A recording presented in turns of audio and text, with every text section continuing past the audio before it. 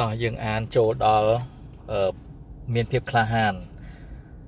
ការទទួលស្គាល់សភាពជីវិតនោះត្រូវប្រើសេចក្តីក្លាហាន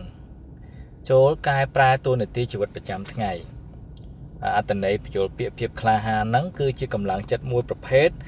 មានអារម្មណ៍ប្រថុយនឹងគ្រោះថ្នាក់ចូលប្រយុទ្ធនឹងតស៊ូចំពោះគ្រោះថ្នាក់តស៊ូសេចក្តីភ័យខ្លាចនិងភាពលំបាកនានាភាពក្លាហានជាការតស៊ូនឹងភាពភ័យខ្លាចជាអំណាចមួយសម្រាប់គ្រប់គ្រងការភ័យខ្លាចមិនគេចចេញពីសេចក្តីភ័យខ្លាចហើយន័យរបស់វាគឺការគោរពរាប់អានសេចក្តីមោះមុតនិងភាពអង់អាចហើយផ្ទុយមកវិញគឺភាពវាយើងដឹងណាភាពទន់ខ្សោយភាពភ័យខ្លាចនិងខ្លាចរអានិយាយទៅនៅពេលដែលយើងមានភាពក្លាហានតើយើងវិភាគគ្រប់ជ្រុងជ្រោយហើយគឺភាពក្លាហានយើងមកដល់យើងអាចវិភាគបានថាអានេះមិនសមឲ្យយើងខ្លាចទេបែបចឹងអូខេអញ្ចឹងយើងចូលដល់ជ្រើសរើសធ្វើជាមនុស្សដែលមានភាពក្លាហានអញ្ចឹងយើងត្រូវធ្វើមិនខ្លះយើងអាចអានទាំងអស់គ្នាជីវិតប្រចាំថ្ងៃជាបទពិសោធន៍នៃសេចក្តីក្លាហានសេចក្តីក្លាហានមិនបានកំណត់ទីលានប្រយុទ្ធឬក្នុងទីលានប្រណាំងឡានឬក៏ការតាមចាប់មហាចៅដែលចូលផ្ទះរបស់អ្នកនោះទេមិនមែនជាក្តីក្លាហានទេអានោះការសាកល្បងពិតប្រាកដនៃសេចក្តីក្លាហានវាងាយស្រួលជាងវាជាការសាកល្បងនៅក្នុងចិត្តប្រៀបដូចជាមនុស្សម្នាក់មានជំនឿថាគ្មាននរណាម្នាក់អាចមើលឃើញឬប្រៀបដូចជាការរងទុក្ខវេទនាដ៏យូរអង្វែងក្នុងបន្ទប់មួយដ៏ធំ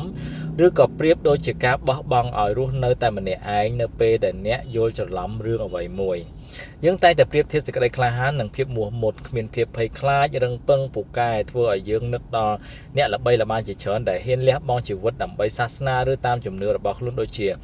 Hozard វីរនារីជនជាតិបារាំងអីចឹងទៅជាអ្នកស្នេហាជាតិឬជនជាតិអាមេរិកកាំងនេះគេនិយាយទៅជាសភៅរបស់អាមេរិកគេនិយាយទៅគ្នាគេទេបានប្រកាសសន្តិភាពសេរីភាពតស៊ូនឹងប្រទេសអង់គ្លេសក្នុងសង្គ្រាមអាណានិគមធ្វើឲ្យយើងនឹកដល់បដិវត្តន៍ដូចជាមហាថ្មគន្ធីអ្នកតស៊ូដើម្បីសេរីភាពអីចឹងទៅខ្ញុំមិនអានទៅច្រើនទេហ្នឹងគឺនៅពេលដែលយើងនឹកដល់ភាពក្លាហានយើងនឹកដល់អ្នកដែលតស៊ូក្លាហាននៃបែបអញ្ចឹងភាពក្លាហានកើតមានរាល់ថ្ងៃតែដែលមនុស្សខ្លះបានមើលរំលងតែសម្រាប់អ្នកវិញវាជាវត្ថុមួយដ៏ស្រស់ស្អាតល្អប្រសើរព្រោះគ្មាននរណាម្នាក់វាស្គាល់សរសើរអ្នកហើយក៏គ្មានមហាជនណាស្រែកសរសើរអ្នកដែរឧទាហរណ៍ថាបើយើងនិយាយថាយើងធ្វើអីមួយបានជោគជ័យយើងហ៊ានធ្វើអីចឹងណាមានអាសាយើងទេអត់មានទេមានយើងសរសើរខ្លួនឯងជីវិតគឺជាសក្តីទុក្ខលំបាកនិងមិនមានយុត្តិធម៌រហូតនោះឡើយវាជាគន្លងមួយទោះបីយើងពេញចិត្តឬមិនពេញចិត្តក៏ដោយមានពេលខ្លះការពិតបានបង្ខំឲ្យយើងជ្រើសរើសយកឬនៅពេលជីវិតជួបឧបសគ្គលំបាកលំបិនមួយយើងអាចយំរៀបរាប់វាចេញមកហើយធ្វើដោយមនុស្សវិកលចរិតម្នាក់តែមានពេលខ្លះបានទទួលស្គាល់ថាវាជាការប្រថុយប្រឋានហើយបានប្រើប្រាស់ភាពក្លាហានដើម្បីតស៊ូនឹងវា100ឆ្នាំមុនអ្នកនិពន្ធល្ខោនម្នាក់មានគេឈ្មោះល្បីល្បាញនិពន្ធរឿង Man and Superman គាត់បានផ្ដល់ការណែនាំយ៉ាងល្អឥតខ្ចោះក្នុងល្ខោននោះគាត់បានពោលថាពួកយើងគួរតែធ្វើជាកម្លាំងកើតចេញពីធម្មជាតិជំនួយដោយជំនួសឲ្យចិត្តចង្អៀតចង្អល់និងល្ងងខ្លៅឃើញតែប្រយោជន៍ផ្ទាល់ខ្លួនចិត្តក្តៅក្រហាយប្រៀបដូចជាមនុស្សគ្មានសេចក្តីសុខទាស់ចិត្តរអ៊ូថាហេតុអ្វីបានជាអ្នកបានជាក្នុងโลกនេះមិនអាចលះបង់ខ្លួនឯងបានដើម្បីឲ្យអ្នកមានសេចក្តីសុខសម័យក្រោយមកទៀតបានផ្ដល់ការណែនាំដែលមនុស្សគ្រប់គ្នាសុទ្ធតែដឹងថាបើមានមនុស្សមកសួរថាតើខ្ញុំគិតពាក្យណាខ្លះដែលមានប្រយោជន៍បំផុតសម្រាប់មនុស្សទូទៅអាចមានពាក្យណែនាំថាចូលមានជំនឿថាឧបសគ្គគ្រាន់តែជាចំណែកមួយនៃជីវិតដែលមិនអាចជៀសផុតបានហើយនៅពេលវាមកដល់ចូលងើបមុខឡើងហើយនិយាយថាខ្ញុំត្រូវតែរឹងមាំជានិច្ចអ្នកមិនអាចយកឈ្នះខ្ញុំបានឡើយអានេះខ្ញុំឧទាហរណ៍ដូចយើងកំពុងល្បីនៅក្នុង Facebook គឺថាអ្នកអង្គក៏ឃើញខ្ញុំក៏ឃើញណា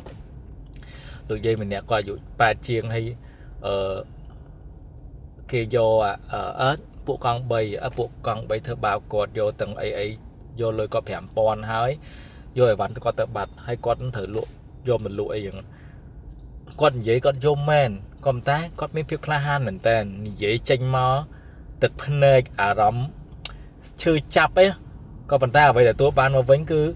នរណាក៏គេជួយគាត់ច្រើនដែររហូតដល់ថានិយាយទៅជួយគាត់សឹងមកពុបហ្នឹងរលក់មួយខែមិនទាន់បានហ្នឹងបែបចឹងអានេះភាពក្លាហានរបស់គាត់អាហ្នឹងក៏អាចថាជាភាពក្លាហានដែរភាពក្លាហានក្នុងការនិយាយចេញមករឹងមាំងើបឡើងហើយក៏មិនបានហាសុំនរណាគេទេ bởi dương sắp tới có ban xong tê còn có riêng rộp bị phá lộm ba để có khăm prăng hay mà thua ba con chăng á thái có nơi từ rừng mong có mình sẽ lập luôn nè có mình đi là khỏi có tập này có chui chập có chui chặt anh đang bài chẳng anh cứ đây là han có đài chỉ vứt cứ chia sẻ cái đây tục lộm ba nâng mình miên vô tịch thò hai dương miên chấm nửa thà nâng miên ốp sạ cạt làng tái viết mình mền miênในทายdương vô prom ở vị trí này dương tệ thế nhỉสิกระไดเชี่ยมการสไฟโรคเพียบเรื่องเปิงหนังการต่อสู้สิกระไดตกหลุมบ่าเชี่ยรางวัลมวยปดอสิกระไดสกมวยดอท่อมเต้งของชีวิตบ่อยยืงหายยืงเตยแต่ปลาเพียบคลาหันรอดไงของชีวิตขึ้นไงบัดวิเพียเตยก็ได้สมเกตเตยก็ชีวิตก็ขึ้นก็ต่อสู้ละโหดมาความได้เพียบนะตอนมีปัญหาหนังการล้างอ่ะมันมีจะหน่วยต่อละโหดมาอันนั้นกินอย่างนี้เติมเตยปัวนับไปแต่ยังพี่ยังต่อสู้จุ่มเมียจุ่มมวยคนไอเรื่องมองคนไอเนี้ยไงน้ำเมื่อกี้หนังเคยยืงเมื่อเคยยืงอันนั้นคือวีโอโตมาติกมองยื่นตัวพอนั่งมองเพียบคลาหันขนมรูปเพียบสำคัญบ่มพอดคือการตัวสกอลสเพียบชีวิตระบายยืง say yes to life คือตัวสกอลเพียบชีวิตบอกลงในเหมือนนักสมบัยแต่ขนมกาเธอ manifest เธอแกฮามินี secret secret เมตา secret นั้นมุนหนึ่งจังบางใครจีเนียมีหรือไอ้cái ai ยังตัวสกอลข้างในเหลือปัจจุบันนั้นคือยังใครจีเนียมีนะยังเชี่ยมหาเศรษฐีให้ยังเมื่อเรากระจอกคนไอ้เมื่อเคยคนไอ้ใครจะมาหาเศรษฐีไอ้เลยนี่ปัจจุบันนี่แต่ตัวสกอคนไอ้เป็นนี่อันนั้นไงยังใครจะมาหาเศรษฐีอารมณ์เป็นแต่ตัวเนี่ยนะแต่ตัวอารมณ์นี่มันมีแบบวิธีมวยยังหัวเคยทายให้ได้บันกิจเชิญอย่างเปลี่ยนนั้นให้เกมนั้นแต่ประโยชน์ไม่อันนั้นอันนี้โยนพวกนักเปย์เดี๋ยวยมอ่านจะเพิ่มพวกมหาเศรษฐีเนี่ยมีโดยยังยมใหญ่ตาvàดันบาเฟตนั้นha con đo lại nó con nơi nhà mà ha bây giờ là chiên burger ấy cái khổ yên form mà đa và con từ đài hay có tinh te tham mấy te con nơi cha từ đài lan con nơi cha từ đài ấy việc trắng á con chùm nải tịnh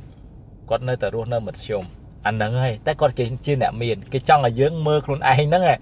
ở từ tôi có luôn anh hay ở dương luôn nơi khổm mật xôm tại luôn anh nẹm miền mà tha phai rô chùm này ha ấy nâng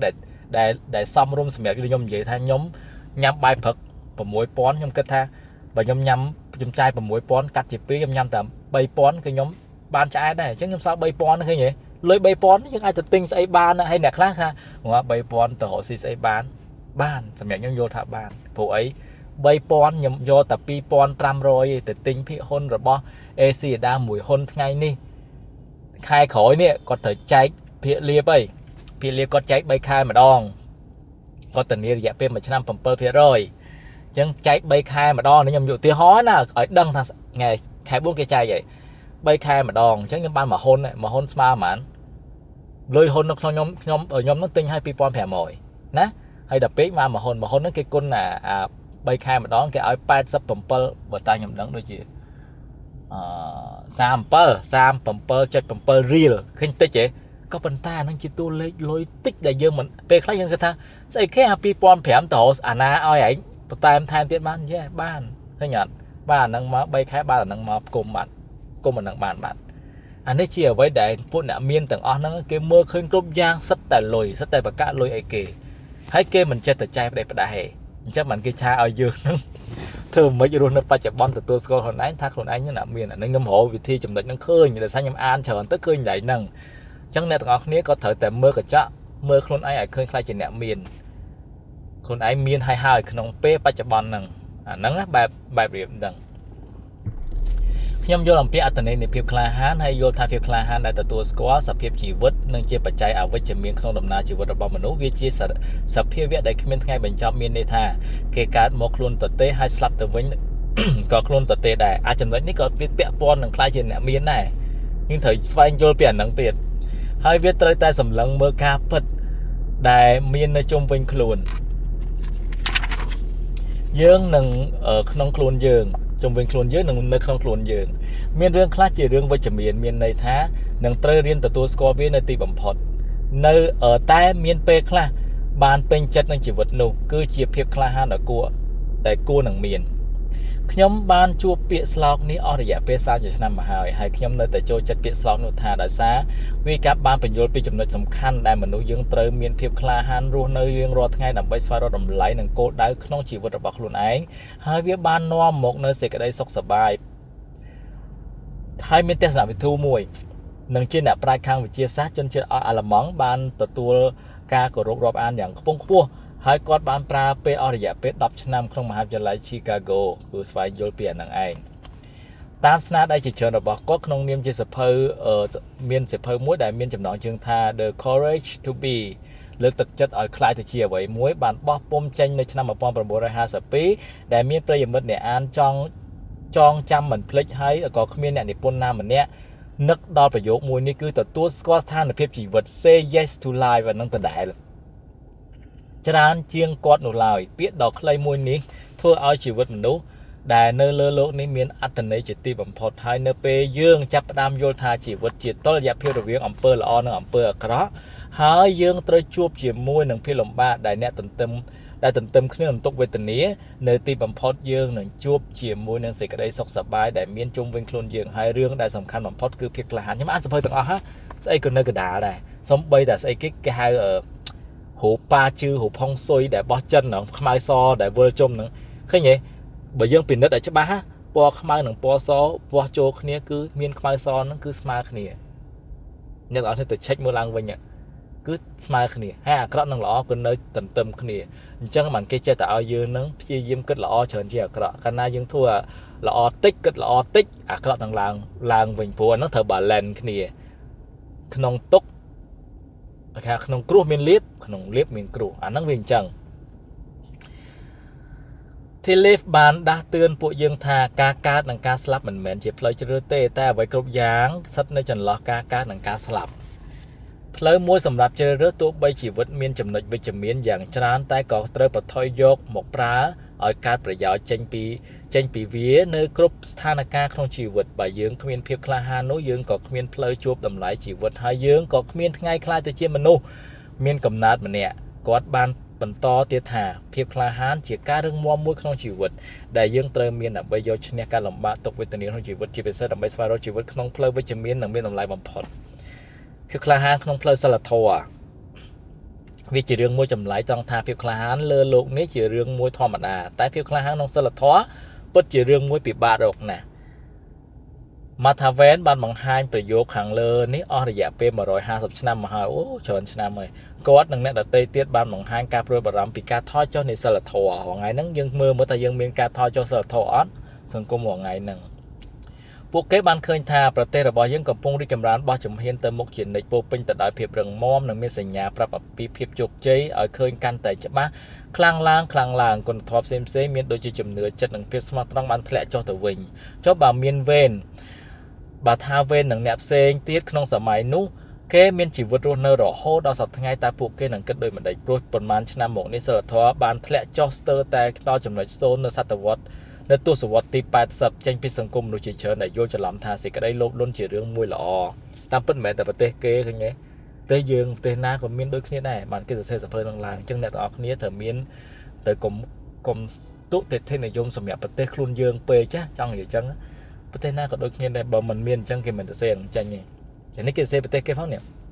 សេចក្តីលោភលន់វាជារឿងមួយល្អអាហ្នឹងដោយសារការយល់ច្រឡំអាហ្នឹងគេហៅសិលធម៌មួយហើយវាបានរីកសុសសាយខ្លាំងឡើងទៅចុងទសវត្សទី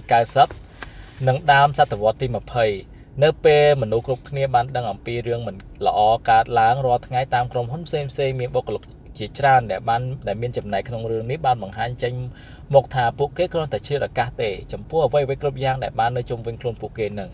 មានបុរសក្មេងម្នាក់បានសារភាពកំហុសក្នុងហេតុការណ៍ឆ្លៀតឱកាសក្នុងក្រុមហ៊ុនគាត់បាននិយាយទាំងក្តុកក្តួលនៅចំពោះមុខតុលាការថាខ្ញុំបានបណ្ដោយខ្លួនឲ្យចូលទៅពាក់ព័ន្ធក្នុងរឿងនេះខ្ញុំគ្មានភាពក្លាហានដើម្បីប្រឈមមុខនឹងការពិតទេការប្រឈមមុខចំពោះភាពត្រឹមត្រូវជាពាក្យស្លោកមួយល្អដែលបញ្ជាក់នូវភាពក្លាហានក្នុងផ្លូវសិលធម៌ដូចជាសិស្សក្នុងថ្នាក់បឋមសិក្សាដែលបានក្រោកឡើងប្រាប់គ្រូអំពីសិស្សកំហុសឬក្មេងជំទង់បានបដិសេធមិនព្រមធ្វើតាមពាក្យបញ្ជារបស់មិត្តភ័ក្តិឲ្យធ្វើអាក្រក់ឬក៏មនុស្សធំក្នុងការងារបានប្រកែកតវ៉ានៅពេលនាយកប្រព្រឹត្តបានឲ្យធ្វើអំពើអសិលធម៌ទោះបីស្ថិតក្នុងករណីណាក៏ដោយអ្នកទាំងនោះត្រូវតែបន្ថយបន្ថានទាំងទ្រាំរស់នៅរងទុក្ខវេទនាឬមានការបាត់ផលប្រយោជន៍អានឹងវាមែនតែនេះយើងមិនធ្វើតាមគេបាត់ផលប្រយោជន៍ទេបែបចឹងសាស្ត្រាចារ្យប្រចាំនៅមហាវិទ្យាល័យសុខាភិបាលមួយដែលមានឈ្មោះបណ្ឌិត Judith V Jordan បានបញ្យល់ថាភាពក្លាហានប្រភេទនេះជាសមត្ថភាពមួយក្នុងការប្រតិបត្តិខ្លួនយ៉ាងមានតម្លៃនិងមានសីលធម៌នៅពេលប្រឈមមុខនឹងភាពមិនទៀងទាត់និងគ្រប់គ្នាសុទ្ធតែបានទទួលស្គាល់ជានិច្ចបណ្ឌិត Wadver M. Dider ជានាយកគ្រប់គ្រងនៅស្ថាប័ន Global Ethics និងជាអ្នកនិពន្ធសៀវភៅមានចំណងជើង Moral Courage បានសរសេរក្នុង President Letter ថាវាជារឿងមួយប្រឈមនឹងការប្រថុយប្រឋានតាមផ្លូវចិត្តដែលអាចធ្វើឲ្យបាត់បង់កេរ្តិ៍ឈ្មោះការសម្បូរបែបផ្នែកអារម្មណ៍ការគោរពខ្លួនឯងឬមានលក្ខណៈពិសេសផ្សេងៗរបស់មនុស្សបានធ្លាក់ចុះការប្រថុយប្រឋានទាំងនេះបានបង្ហាញចេញថាវាមានទំនាក់ទំនងគ្នាជាមួយនឹងសិលធម៌និងចំណែកមួយសំខាន់ក្នុងផ្លូវ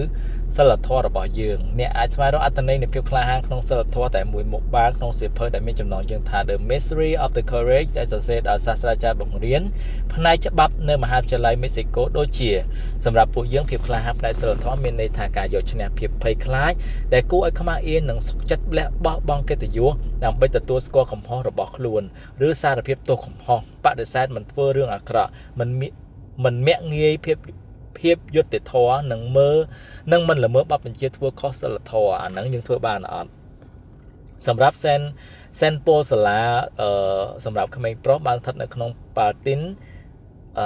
ជាក្រុងនេះគេនិយាយពីជាក្រុងគេរៀបរាប់សម្រាប់សេនប៉ូសាឡាសេនប៉ូហ្នឹងទេក្រៅពីកិច្ចការរៀនសូត្រដែលគេកំណត់ឲ្យច្បាស់លាស់ហើយគេតម្រូវឲ្យក្មេងៗសូត្រធម៌ស្រុកយើងនេះមានសាលាជំនុំគេសូត្រធម៌ដែរតាហើយសូមពរពីព្រះដែលពួកគេបានធ្វើពេញមួយថ្ងៃដូចជាការនិយាយស្ដីសុភាពចរិតបរិសុទ្ធសេចក្តីព្យាយាមមានចិត្តជាអ្នកកីឡាការជួយយកអាសាគ្នាការឲ្យអធ្យាស្រ័យដល់គ្នានិងការប្រព្រឹត្តល្អរាល់ថ្ងៃចំណែកមនុស្សធំវិញគួរតែសូត្រធម៌ឲ្យបានឲ្យដូចជាសិស្សទូចៗនឹងដែរព្រោះវាបានជួយដាស់តឿនសតិបញ្ញារបស់យើងស្មារតីរបស់យើងឲ្យហ៊ានប្រឈមមុខរាល់បញ្ហាដែលកើតឡើងសូមឲ្យខ្ញុំធ្វើនៅអំពើល្អត្រឹមត្រូវពិតប្រាកដប្រឆាំងនៅអំពើអាក្រក់ដែលកើតឡើងងាយខ្ញុំបានជួបនឹងពាក្យភាវនានេះក្នុងពេលដែលខ្ញុំកំពុងអានអត្ថបទទាក់ទងនឹងភាពក្លាហានក្នុងផ្លូវសិលធម៌ហើយពាក្យភាវនានេះមួយប្រយោគនេះហាក់ដូចជាលេចធ្លោចេញនៅអត្ថបទដើមគេខ្ញុំមិនចង់គិតថាអស់រយៈពេលជាច្រើនកន្លងមកនេះតើមានប៉ុន្មានដងដែលយើងបានធ្លាប់ចូលទៅក្នុងស្ថានភាពណាមួយគឺទៅមុខមិនរួចថយក្រោយមិនរួចដែរទេហើយខ្ញុំក៏មិនចង់គិតថាតើមានប៉ុន្មានដងដែលពួកយើងបានរកផ្លូវគេចចេញពីវានោះនឹងមិនពាក់ព័ន្ធដែលជារឿងមួយធ្វើឲ្យបានយ៉ាងងាយស្រួលច្បាប់សិលធម៌និងចរិយាធម៌អំពើត្រឹមត្រូវនេះវាស្ថិតនៅលើសេចក្តីក្លាហានព្រោះវាមានឱកាសធ្វើឲ្យយើងរងទុក្ខវេទនានិងភាពអយុត្តិធម៌ដែលកើតចេញពីការប្រព្រឹត្តរបស់យើងគួរតែដាស់តឿនខ្លួនឯងឲ្យបានញឹកញាប់តាមមេរៀនសំខាន់មួយចំនួនក្នុងប្រវត្តិសាស្ត្រនោះគឺជាជ័យជំនះដែលមានកិត្តិយសមិនថាជាជ័យជំនះតូចឬធំដែលនឹងកើតឡើងលុះត្រាតែមនុស្សបង្ហាញពីភាពតស៊ូដើម្បីតែវាប៉ុណ្ណោះនៅពេលដែលយើងបានឃើញចំណុចខ្សោយដែលផ្ទុយគ្នានឹងគុណធម៌បានយ៉ាងច្បាស់លាស់ហើយវានឹងអាចជួយឲ្យយើងបានយល់អំពីគុណធម៌កាន់តែច្រើនឡើងនិងធ្វើតាមកាន់តែល្អប្រសើរក្នុងទំព័រ9នៃចម្ពោះនេះយើងដឹងពីពាក្យផ្ទុយគ្នាហើយភាពក្លាហានគឺភាពភ័យខ្លាចនឹងឯងផ្ទុយពីភាពក្លាហានណាវាជាពាក្យមួយដ៏គួរឲ្យស្អប់មែនទែនក្នុងវចនានុក្រមបានអត្ថាធិប្បាយថាជារឿងដែលបង្ហាញពីភាពភ័យខ្លាចគួរឲ្យខ្មាស់អៀនក្រៃលែងការកើតចេញនៅភាពភ័យខ្លាចមិនមែនជារឿងមួយដែលគួរអាក្រក់នោះទេហើយមានពេលខ្លះពួកយើងម្នាក់សុទ្ធតែមានភាពភ័យខ្លាចទាំងអស់គ្នានឹងឯងតែការដែលមានភាពភ័យខ្លាចគួរឲ្យខ្មាស់អៀននោះវាខុសគ្នាយើងបានធ្វើឲ្យមានសេចក្តីខ្មាស់អៀនព្រោះយើងជាមនុស្សចូលចិត្តប្រងើយកន្តើយឬភ័យខ្លាចក្នុងផ្លូវសិលធម៌ឬអាចទាំងពីរក៏ថាបានដែរដែលមានដំណោះស្រាយងាយនៅពេលដែលយើងសំណូមពរចេញមកបញ្ជាក់ដើម្បីអះអាងរឿងដែលយើងបានធ្វើត្រឹមត្រូវតាមកំណត់នៃគុណធម៌គ្រប់យ៉ាងគឺដូចជាភាពក្លាហានជាគុណសម្បត្តិដំបូងរបស់មនុស្សព្រោះវាបានធ្វើឲ្យមានអ្វីកើតឡើងបានភាពក្លាហានមិនត្រឹមតែជាគុណធម៌មួយប៉ុណ្ណោះទេតែជាផ្លូវនាំឲ្យមានគុណធម៌ដទៃទៀតទេសនាវិទូអ្នកប្រាជ្ញដែលមានកេរ្តិ៍ឈ្មោះល្បីល្បាញនៅចំនួនមុនអះអាងថាភាពក្លាហានជាដើមកំណើតនៃគុណធម៌គ្រប់ប្រការនោះមានន័យថាយើងមិនអាចប្រព្រឹត្ត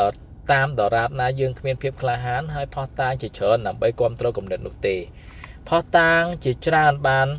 មកពី Rachel Kidor ដែលជាអ្នកវិភាគគំនិតទាំងនោះអស់រយៈពេលជាច្រើនឆ្នាំមកហើយក្នុង President Letter របស់គេហ្នឹងដែលខ្ញុំបានយកមកអះអាងពីដំបូងហើយគាត់បានសរសេរថាភាពក្លាហានក្នុងសិលធម៌បានបង្ហាញចេញពីខ្លួនយើងជារៀងរាល់ថ្ងៃគ្រប់វិនាទីបើប្រឆាំងអំពីវាទាំងនេះគុណធម៌ល្អប្រពៃ nâng trời cọp bạt luôn mình ban dọc một pra mình miên ẩm pơ tiếng ní dưới nâng ai có sang bị phốp lốt để bố bình ta đã chạy đi nhà thoa mình tinh mà đong hay nâng nông ní ở tiệm tôn nâng phiêu kla hán nâng kê sẽ đó đầm bon sập tập phiếp nâng phiêu kla hán để pla đồ chắc mình tha đầm bay ở chạy tranh bị bon sập phiếp nó viên mấy khác dương chẳng đằng mớ dương châu tại an châu tranh pi đầm bon sập tập phiếp rồi bon nẹt nâng rít chầm rànแต่ bởi nẹt miên ở rام mình sẽ đi thôn tròn châu xả là bóng thua rừng thầm mày bây giờ đây là bọc nhóm để châu chất này dây không pe bằng riêng cả lọ mà ở giải pe cho chấn năm nâng cái pika bằng riêng tại đã chết đam hai để kiên sốt tớp nhóm miên chơi tận bằng hai pe giờ đây ní ở căn tại nhượng nhọp hai miên sơ khác ban kết thà nhóm ban phê phải hai đôi này hai tơ bộ kế bán đá tương nhóm thà nhóm ban thì dây mà đong rồi mà hai chậm này nhóm với ban slide bên thà ca bằng riêng ní chơi cầm lăng mình thèm hai nhóm ban thì dòng piประโยค ní chơi chấn phần ná bộ nẹt nâng trong trang viết căn tại lọ phần nâng buộc nhóm vô khơi thà ca đi chậm đá lang để luôn ánh viết chỉ chậm này mua gia sầm khăn trong một vị trí ní mua để nhóm ban bằng riêng hai ní chỉ biết sầm đây mua để sơ bọc nhóm tay tại lư nhận nhom một phật nó cứ nẹt nâng khmiên ngày na áp bị vọt luôn ai ban tê ban nẹt mình prom bó chấm hiên tranh pi đầm bon sờ vật tập hiệp rồi bon nẹt khla nu tê nhóm ban chạy tranh pi đầm bon sờ vật tập hiệp rồi bon nhóm đôi chỉ nhưng mà hiện tại vì này dốt chọn bên là nhóm một tia hoa tập nhà tập luôn nhóm ở đây nó sẽ đáp em còn tay nhóm ban chạy tranh là chấm này lôi một mượn ria tập tính phía hôn đôi chỉ vì này dốt là nơi chụp mùi nắng AC đã ở tiếng on chẳng cái bán chiên chưa rồi ta hài cho nhóm chiên và to và tiết chiên đôi đá tích từ anh đó nhưng score bị rút chiết là người ta kề khá đó kề ở phía liền mà năm tích na ôi xe na hai phía hôn lẹ tiết nâng chỉ rút chiết chỉ vật bao nhiêu nhưng trả tranh pi sờ vật đồng bon sờ vật tập hiệp cầm tái nhóm hạ đôi trên nơi không comfort zone mũi đá để xa nhóm mình bán bỏ bong càng như nhóm cháu tới nhóm nơi thơ càng vô việc hai tận đá hai nhóm viên thì vô khó bán hai nhóm mình bán khát đôi chỉ chớn mơn đô la không dẹp bê tam bằng ngàyឬក៏មកខែដែលខ្ញុំបោះទុនទៅពី10000នៅគេត្រូវការអានេះខ្ញុំបោះតែ10000រៀលឯហ្នឹងបែបចឹងខ្ញុំនៅតែក្នុង comfort zone ដដែលតែខ្ញុំក្លាហានហ៊ានវិនិយោគហ៊ានទៅរៀនរបស់ថ្មីខ្ញុំជាមនុស្សម្នាក់មានជំនឿថាការដែលយើងបានដកជាប់ចំពោះរឿងខ្លះឬពាក្យសម្ដីដែលត្រូវយកមកសរសេរបិទលើជញ្ជាំងជារឿងមួយតែទទួលផលដូច្នេះហើយទើបខ្ញុំបានស្លាកសរសេរជាអក្សរបាត់ស្លាកសរសេរអក្សរធំបាត់ជាប់នៅបន្ទប់ដើម្បីគ្រប់គ្រងគំនិតដ៏សំខាន់មួយក្នុងចំណោមពាក្យស្លោកជាច្រើនតំបន់សុវត្ថិភាពហាមសម្រាកពីដំបូងសិស្សបានលើសម្ដីនេះបានឃើញពាក្យស្លោកនេះពួកគេមិនយកអត្ថន័យទេតំបន់សុវត្ថិភាពមិនមានឧបករណ៍ជាច្រើនក្នុងការបោះជំហានចេញពីតំបន់នេះទេអត្ថន័យនៃពាក្យនេះគឺតំបន់សុវត្ថិភាពនោះគឺជាកន្លែងផ្ទាល់ខ្លួនឬមធ្យោបាយធ្វើអ្វីមួយដែលយើងមានអារម្មណ៍ថាសប្បាយរីករាយឬល្អឬអាក្រក់ក៏ដោយនេះខ្ញុំនិយាយមិនអញ្ចឹងតំបន់សុវត្ថិភាពខ្ញុំអត់ទៅប្រឡូកទៅវិនិយោគរាប់ម៉ឺនដុល្លារភ្លាមទេតំបន់សុវត្ថិភាពហ្នឹងគឺខ្ញុំជ្រើសរើសកន្លែងវិនិយោគដែរពាក្យវិនិយោគដែរតែចាយលុយម្ដងបន្តិចគាត់ខ្ញុំនិយាយហ្នឹងហើយគឺបានន័យថាអ្នកទាំងអស់នេះយល់បាត់ទៅហើយចំណែកតំបន់សុវត្ថិភាពរបស់យើងនេះមានតាក់ទងទៅនឹងពាក្យសម្ដីដែលយើងនិយាយអភិវឌ្ឍតាក់ទងនឹងពាក្យសម្ដីដែលគ្មានហេតុផលហើយវាបានคล้ายទៅជាចំណែកមួយក្នុងជីវិតប្រចាំថ្ងៃរបស់យើងក្នុងពេលដែលខ្ញុំធ្វើជាគ្រូបង្រៀនថ្មីខ្ញុំបានសង្កេតឃើញពាក្យសម្ដីសាមញ្ញដែលក្រុមយុវជនយកមកនិយាយរហូតធ្លាប់មាត់បានធ្វើឲ្យពួកគេលក់មុខតែគួរឲ្យស្ដាយដែលវាជាផ្នែកមួយសំខាន់នៃក្រុមយុវជនរបស់យើងវាធ្វើឲ្យខ្ញុំកាន់តែខកចិត្តទោះបីជាក្មេងនិយាយលេងក៏ដោយនៅពេលដែលខ្ញុំបានសួរពួកគេថាតើពួកគេទទួលស្គាល់ការលើកតម្កើងដល់មនុស្សទូទៅច្រើនជាងការប្រមាថមាក់ងាយមនុស្សទូទៅដែរទេចម្លើយគឺគ្មានផ្លូវទេចំណែកសំណួរច្បាស់លាស់របស់ខ្ញុំគឺហេតុអីពួកគេម្នាក់បានយល់ឃើញដូចខ្ញុំដែរថាការដែលមើលងាយមនុស្សវាជារឿងមួយងាយបំផុតប៉ុន្តែវាមិនបានធ្វើឲ្យមនុស្សនោះជុំវិញខ្លួនពេញចិត្តនឹងយើងឡើយខ្ញុំបានសួរបន្តទៀតថាតើសាកល្បងផ្លាស់ប្ដូរប្រតិកម្មនឹងប្រើពេលដើម្បីចាប់ផ្ដើមសិក្សាមុខវិជ្ជានេះម្ដងម្កាលដើម្បីបង្ហាញការទទួលស្គាល់ដល់អ្នកដទៃបានដែរឬទេមានសិស្សម្នាក់បានឆ្លើយសំណួរដូចគ្នានឹងសិស្សទូទៅក្នុងថ្នាក់គេបានពោលថាអូហូវាប្រកាសជាយ៉ាប់នឹងគួរឲ្យខ្មាស់ណាស់និយាយឲ្យងាយស្រួលទៅគឺការលើកទឹកចិត្តអ្នកដទៃវាជារឿងមួយធ្វើឲ្យលំបាកជាងការមាក់ងាយអ្នកដទៃអញ្ចឹងអ្វីដែលវាចង់និយាយហ្នឹងការលើកទឹកចិត្តហ្នឹងពិបាកមែនតើបើនិយាយមើលងាយគេងាយស្រួលមែនតើហើយក្នុងនេះគេដាក់ថាហាមមាក់ងាយទីណាមានការសរសើរហាមមាក់ងាយគេនៅពេលដែលទីណាមានការប្រសាការបថុយប្រថាននិងការបរាជ័យជាជ្រុងមួយនៃភាពក្លាហាននឹងឯងពួកយើងនឹងទៅទីណាបើគ្មានភាពក្លាហានក្នុងការព្យាយាមធ្វើរឿងថ្មីជាមួយគ្នានោះការបថុយមួយដ៏ធំគឺការបថុយរស់នៅដោយគ្មានការបថុយទៅវិញឃើញទេ ការប្រថុយមួយដ៏ធំគឺការប្រថុយរស់នៅដោយគ្មានការប្រថុយទៅវិញអានេះខ្ញុំឧទាហរណ៍តដែរខ្ញុំបាច់អានតទៀតឧទាហរណ៍ទៅរឿងខ្ញុំនិយាយមិនអញ្ចឹងការប្រថុយមួយដ៏ធំខ្ញុំនៅឧទាហរណ៍ឡើងវិញខ្ញុំចង់ចូលហ៊ុនមួយគេរ៉ូស៊ីហើយខ្ញុំចង់បានឲ្យគេចែកភាគលាភដូចនៅស្រុកគេអញ្ចឹងណាមួយឆ្នាំចែក1%អញ្ចឹងទៅដូចយើងដាក់លុយក្នុងការប្រាក់ហើយយើងមានរបររ៉ូស៊ីទៀត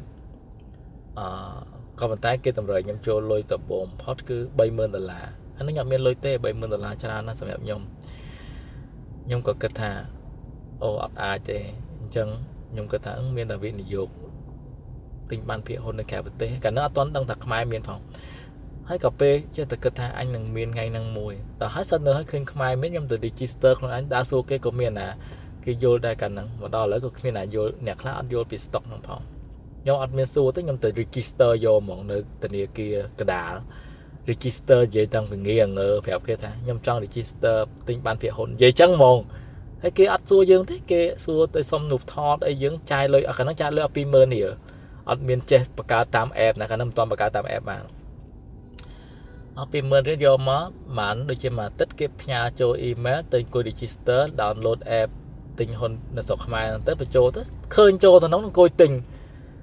អត់តន់ដល់ដំណឹងទិញមិនចាសាកទិញសិនឃើញគេដាក់ខាងហ្នឹង AC ដាក់ថ្លៃ$16,000ខ្ញុំហ៊ានទិញឥឡូវធ្លាក់ដល់សល់តែ$6,000សល់$7,000ជាងធ្លាក់ឆ្ងាយនេះមិនខាតច្រើនណាអាហ្នឹងគឺជាការបន្ថយកំតែសួរខ្ញុំស្ដាយអត់ខ្ញុំអត់ស្ដាយដោយសារខ្ញុំទិញម្ដងមួយហ៊ុនហ្នឹង100,000ជាងមិនមែនទៅចាយលុយ$30,000ភ្លាមទៅណាហើយ$30,000ហ្នឹងមួយឆ្នាំ2ឆ្នាំដំបូងមិនប្រកាសថាគេទទួលបានភាគលាភឲ្យយើងទេ no អត់ទេហើយខ្ញុំខាតមែនភាគហ៊ុនខ្ញុំអត់លក់ខ្ញុំអត់អស់លុយនឹងទៅភាគហ៊ុនរបស់ខ្ញុំនៅរបស់ខ្ញុំដដែលហើយខ្ញុំបានការបានថាបានភាគលាភរាល់ឆ្នាំរបស់ PAC ដែរបែបចឹងអានេះគេហៅថាការប្រថុយប្រឋានរស់នៅដោយគ្មានការប្រថុយប្រឋានទៅវិញអាហ្នឹងឯងគឺខ្ញុំឧទាហរណ៍អាហ្នឹងឲ្យអ្នកទាំងអស់គ្នាស្ដាប់អាហ្នឹងអញ្ចឹងពួកយើងបរាជ័យគ្រប់ពេលដោយសារតែការដែលភាពកំសាកច្រើនជាងការដែលហ៊ានប្រថុយប្រឋានខ្ញុំហ៊ានប្រថុយខ្ញុំដឹងខ្ញុំហ៊ានប្រថុយតែខ្ញុំទៅស្ថិតនៅក្នុង comfort zone ដដែលដោយមានក្តីសុខដដែលអញ្ចឹងអ្នកទាំងអស់គ្នាហ៊ានប្រថុយប្រឋានដែរទៅសិក្សាវាទៅហ៊ានអីថ្មីពីវាខ្ញុំនៅតែចង់និយាយណែនាំអ្នកទាំងអស់គ្នាឲ្យធ្វើអញ្ចឹងព្រោះខ្ញុំឃើញថាខ្ញុំទទួលបានជោគជ័យខ្លះខ្ញុំប្រាប់អ្នកទាំងអស់គ្នាថាខ្លះកំតែក្នុងចិត្តខ្ញុំបានទទួលជោគជ័យខ្លាំងហើយដើម្បីអ្នកទាំងអស់គ្នាទៅរៀនសិក្សាពីវាតែមិនមែនអត់ទៅ trading ណាទៅច្រឡំទៅ trading អីខាតលុយអត់ដឹងទេប្រាប់ហើយគឺវិនិយោគរយៈពេលវែងដោយសត្វអណ្ដើករៀនពីវាសំពីវាតម្លៃមាននៅក្នុងភាពក្លាហានរឿងល្អៗជាច្រើនដែលបានកើតឡើងជាមួយនឹងយើងនៅពេលដែលយើងបានស្វែងរកវិធីសាស្ត្រនិងបង្ហាញចេញនូវភាពក្លាហានជាពិសេសភាពក្លាហានក្នុងសិលធម៌រស់នៅដូចជា1យើងជាមនុស្សមានចិត្តតស៊ូរឹងប៉ឹងខ្លាំងឡើងភាពក្លាហានគ្រប់ប្រការទោះបីជាតូចឬធំក្តីចាត់ទុកជាការបន្ថែមជំនឿចិត្តដល់យើងដើម្បីបង្ហាញពីភាពត្រឹមត្រូវ2យើងបន្ថែមមោទនភាពដល់ខ្លួនយើងដែលប្រព្រឹត្តផ្សេងដែលមានតកតូននឹងភាពក្លាហានទទួលយកលទ្ធផលគួរឲ្យរីករាយខ្ញុំនិយាយមែនភាពក្លាហានខ្ញុំហ្នឹងណាមានមោទនភាពខ្លួនឯងហ្នឹងណាអាហ្នឹងឯងវាធ្វើឲ្យយើងមានអារម្មណ៍ថាមានតម្លៃកាន់តែខ្លាំងឡើងទី3យើងជួយយកអាសានិងផ្ដល់កម្លាំងចិត្តដល់អ្នកដទៃបានប្រព្រឹត្តដោយភាពក្លាហាននិងការជំរុញអ្នកដទៃទៅនៅពេលដែលពួកគេមើលឃើញមនុស្សនៅជុំវិញខ្លួនពោពេញទៅដោយភាពក្លាហានហើយពួកគេចង់យកគំរូតាមដូចគ្នាខ្ញុំបានជំរុញឲ្យអ្នកទាំងអស់គ្នាដែរមិញហ្នឹងកំពុងនិយាយឲ្យអ្នកទាំងអស់គ្នាទៅតំណែងអ្នកទាំងអស់គ្នាធ្វើអត់ទេទី4យើងកសាងសង្គមមួយដ៏ល្អមិនថាយើងរស់នៅទីណាក៏ដោយនៅផ្ទះនៅកន្លែងធ្វើការសាលារៀនឬទីកន្លែងផ្សេងការបន្ថែមចេញនៅភាពក្លាហានបានជួយជំរុញសិលធម៌ប្រពៃណីល្អហើយបានបន្ថែមជំនឿចិត្តដល់អ្នកដទៃថែមទាំងបានដាស់តឿនពួកគេឲ្យចាប់ផ្ដើមមានចលនានេះខ្ញុំក៏បានប្រាប់អ្នកទាំងអស់គ្នាដែរគឺសាងសង្គមមួយហេតុអីទោះបីសង្គមយើងថារហងៃអ្នកទាំងអស់គ្នានៅខ្ញុំឧទាហរណ៍មួយចង់លើកអំនិយាយមានរហងៃមានអ្នកខ្លះគាត់និយាយថាគាត់ចង់ឲ្យមានអពតទី2នេះខ្ញុំកុំប្រកាន់ខ្ញុំនេះមិនមែនចូលនយោបាយតែសម្រាប់ខ្ញុំអត់ចង់ឲ្យមានទេដោយសារអីខ្ញុំមានកូនទូចខ្ញុំមានម្ដាយចាស់ដែលគាត់ឆ្លងកាត់អានឹងហើយបើសិនជាមានអញ្ចឹងកើតឡើងមែនណាគាត់នឹងពិបាកម្ដងទៀតគឺមិនស្រួលទេហើយកូនទូចយើងក៏ពិបាកយើងក៏រស់នៅពិបាកអញ្ចឹងយើងសុខចិត្តពិបាកខ្លាំងឬក៏យើងក៏សុខចិត្តនៅកន្លែងរបៀបអញ្ចឹងហើយកសាងសង្គមទាំងអស់គ្នាហើយរកចំណែកមួយក្នុងសង្គមដែលយើងអាចធ្វើបានសំណួរយើងសួរបែបអញ្ចឹងអ្នកខ្លះគាត់ថាចង់បំផ្លាញចោលមកនេះហ្មងសួរថា អ្នកណាដែលវេទនាគឺយើងដែលមានកម្រិតមធ្យមចុះក្រោមហ្នឹងគឺយើងហ្នឹងហើយដែលស្លាប់ដែលវេទនាអាគេនេះមធ្យមឡើងលើនេះគេទៅក្រៅអស់ហើយគេមានលុយហោះហើរអស់ហើយគេមានជីវិតរស់នៅអស់ហើយយុទ្ធធម៌អត់ជាងស្លាប់បាត់យុទ្ធធម៌អត់មានតែភាពសោកសៅហើយដល់ពេលហើយចប់រឿងហ្នឹងស្ដារឡើងវិញអាគេអ្នកមានលុយគេមកគ្រប់គ្រងវិញដដែលអញ្ចឹងអ្វីដែលយើងធ្វើគឺយើងបំលែងបច្ចុប្បន្នរាល់ថ្ងៃនេះសម្រាប់ខ្លួនយើងឲ្យយើងខ្លាចជាមនុស្សរឹងពឹងតស៊ូស្វែងរកចន្លោះឱកាសដែលល្អសម្រាប់ខ្លួនយើងដែលយើងអានមុននឹងហើយកាលពីនេះមុនហ្នឹងគឺបែបហ្នឹងអញ្ចឹងខ្ញុំចេះប្រាប់អ្នកគ្នាពេលយើងទិញភាគហ៊ុនយើងកំពុងរួមចំណែកចូលវិនិយោគជាមួយនឹងជប៉ុនជាមួយនឹងរដ្ឋជាមួយនឹងអីទាំងអស់ដោយរដ្ឋកោទឹកមានភាគហ៊ុនជប៉ុនមានភាគហ៊ុនបោះរដ្ឋនៅក្នុងហ្នឹងទឹកសម្ពោធថ្ងៃមុននេះឯងបែបអញ្ចឹងសម្ពោធតាក់ទងនឹងតំបន់សេដ្ឋកិច្ចពិសេសមានអុកញ៉ាមានពួកហុងកុងមានអីសហការគ្នាយើងចូលរួមចំណែកទៅយើងដឹងពីអាហ្នឹងហើយអញ្ចឹងយើងរួមចំណែកទាំងអស់គ្នាពួកគាត់មានលុយដែលយើងទិញហ៊ុនគាត់លក់ហ៊ុនគាត់ចេញមកដើម្បីយើងទិញហ្នឹងក៏បានលុយហ្នឹងគាត់ទៅអភិវឌ្ឍច្រើនទៀតហើយរីកចម្រើនតគ្នាប្រទេសយើងនៅក្នុងប្រទេសវិលជុំមានកម្មគាត់បង្កើតរោងចក្រកម្មករក្នុងស្រុកអត់ទៅក្រៅអាហ្នឹងវាកើតឡើងបែបអញ្ចឹងអានេះជាការដើម្បីកសាងសង្គមឲ្យល្អតើយើងមានគំនិតល្អវិជ្ជមានមិនទៅរួចបើយើងនៅតែអវិជ្ជមានទៅរួចទេខ្ញុំអត់ខត់ខាំងតែនិយាយនេះខ្ញុំគិតថាកាលមុនខ្ញុំនិយាយតាក់ទងនយោបាយប្រហែលវីដេអូមុនឃើញគេខ្ញុំឃើញអ្នកអានអ្នកស្ដាប់ខ្ញុំក៏គាត់ស្អប់គាត់unsubscribe ខ្ញុំចោលទៅខ្ញុំដឹងថាអូខេមកពីខ្ញុំនិយាយប៉ះពាល់ក៏តែខ្ញុំចង់អ្នកគិតល្អបើខ្ញុំវិញខ្ញុំគិតហើយសំណួរសួរថាខ្ញុំនៅស្ថានភាពបែបហ្នឹងបើមានរឿងនឹងកើតឡើងចង់ស្ដារឡើងវិញកំចាត់ចោលស្អីឡើងវិញ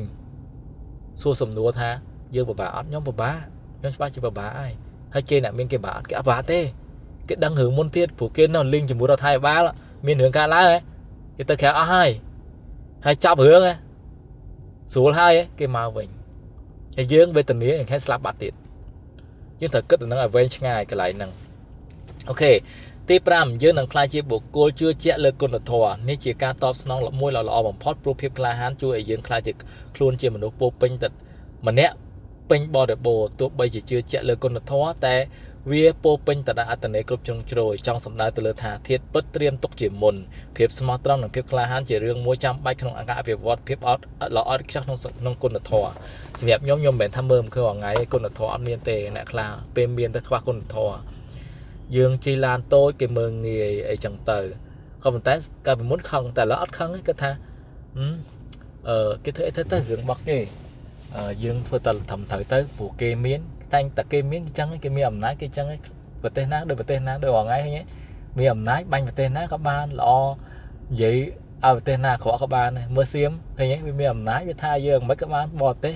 គេរកស៊ីមួយសៀមច្រើនគេស្រឡាញ់សៀមហើយគេកាន់យើងសៀមម្ដងថ្ងៃនេះយើងធ្វើជាអ្នកទុនខ្សោយគេនៅថាយើងជាមនុស្សដែលចង់តែមានសង្គ្រាមចង់តែច្បាំងគេដែលទោះបីជាគេកំពុងលំពៀនដោយសារអីប្រទេសធំហ្នឹងគេរកស៊ីជាមួយសៀមហ្នឹងឯងហើយគេរកស៊ីមកយើងតិចប្រជាជនយើងតិចវាអត់ចំណេញអីបែបចឹងវាអត់មានគុណធម៌អីទេអញ្ចឹងសម្រាប់ខ្ញុំជីវិតខ្ញុំគិតថាមានតែជួយសង្គមខ្លះអភិវឌ្ឍជាមួយគ្នាឲ្យគេយកលុយទាំងអស់ហ្នឹងឲ្យគេខ្ចីខ្លះធ្វើទៅឲ្យវាមានរីកចម្រើនទាំងអស់គ្នាហើយខ្ញុំសូមធ្វើជាអ្នកមានលក្ខមុខចឹងអ្នកទាំងអស់គ្នាក៏ធ្វើជាអ្នកមានលក្ខមុខទៅយើងមិនខ្វល់យោបាយយោបោកអីគ្រាន់យើងមើលដឹងពេលយើងចាប់ដើមចេះធ្វើអញ្ចឹងយើងដឹងវិភាគបានហើយនយោបាយវិភាគបានអីចុងក្រោយយើងរឿងខ្លះយើងអត់និយាយហ្មងយើងស្ងាត់ហ្មងព្រោះវាខាតប្រយោជន៍យើងដែរឧទាហរណ៍ថាយើងកំពុងវិនិយោគយើងសំលុយ5 10ឆ្នាំតែបានលុយដល់ 100000 នៅក្នុងភាគហ៊ុនហើយសិតតែភាគហ៊ុនជាមួយបរទេសនៅក្នុងស្រុកចូលបើសិនមកផ្លាញទៅលុយយើងមិនខ្ទេចហើយវាលីងជាមួយយើងដែរអញ្ចឹងយើងនៅស្ងៀមទៅតែជួយឲ្យយើងមានគុណធម៌អត់ពេលហ្នឹងអាចពេលខ្លះក្រុមហ៊ុនមួយចំនួនអាក្រក់តែយើងអត់ធ្មត់អត់និយាយយើងក៏អត់មានគុណធម៌ដែរនេះខ្ញុំនិយាយស្មើខុសថាខុសត្រូវថាត្រូវគឺត្រូវទៅអញ្ចឹងនៅពេលដែលយើងចាប់ដើមអញ្ចឹងយើងខ្លាចជាមនុស្សប្រភេទហ្នឹងអញ្ចឹងមិនថាអានសភៅហើយយើងត្រូវតែស្វែងយល់ថាយើងគិតល្អទៅគិតល្អហើយបើអត់គុណធម៌ខ្ញុំបើខ្ញុំដឹងថាក្រុមហ៊ុនខ្ញុំទិញហ្នឹងបុគ្គលិកហ្នឹងបុគ្គលម្នាក់ហ្នឹងអ្នកកាន់នៅក្រុមហ៊ុនហ្នឹងអត់អាក្រក់មែនតើម្ចាស់ធំគេខ្ញុំលក់ពេលឡើងថ្លៃខ្ញុំលក់វាចេញបដាចេញតែម្ដងហើយឈប់ទិញវាទុកទៅទិញក្រុមហ៊ុនផ្សេងបែបចឹង មិនថាអ្នកជាបុរសឬស្ត្រីទេអ្នកនឹងគ្មានផ្លូវធ្វើអ្វីបានឡើយប្រសិនបើអ្នកខ្វះភាពក្លាហានហើយវាមានលក្ខណៈពិសេសបំផុតដែលនៅបន្ទាប់ពីការគោរពអូខេ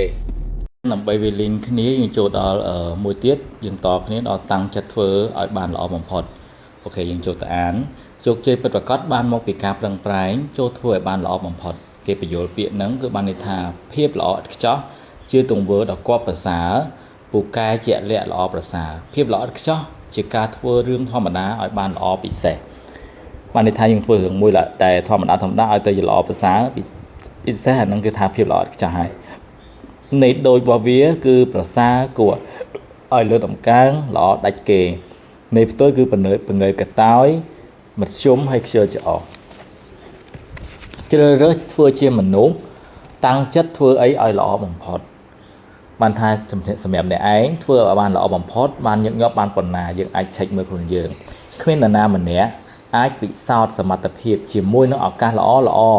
ដែលអាចកើតឡើងបានទេលុះត្រាតែគេបានប្រើសមត្ថភាពយ៉ាងពេញទំហឹងក្នុងការងារមួយថ្ងៃហើយទទួលបានលទ្ធផលល្អតែវាមិនងាយធ្វើបានទេតើអ្នកអាចឆ្លើយនៅសំណួរខាងលើបានយ៉ាងដូចម្តេចខ្ញុំបានសួរសំណួរនេះយកមកសរសេរសម្រាប់ការសិក្សាប្រចាំឆ្នាំក្រោយពីបានចង្អុលទៅរកស្លាកមួយ